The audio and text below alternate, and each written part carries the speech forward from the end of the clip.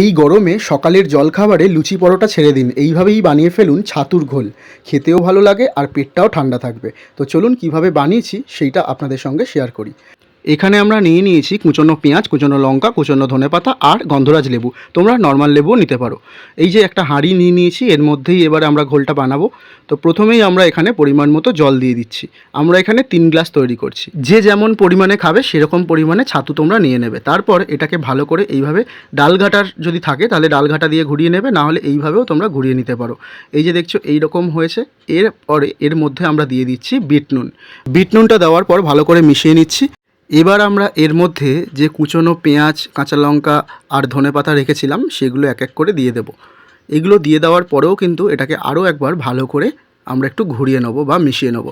তারপর লেবুগুলোকে ভালো করে কচলে সেই লেবুর রসটা দিয়ে দেবো। আর লেবুটা কিন্তু ফেলবে না, লেবুটাও ওর মধ্যে দিয়ে দেবে।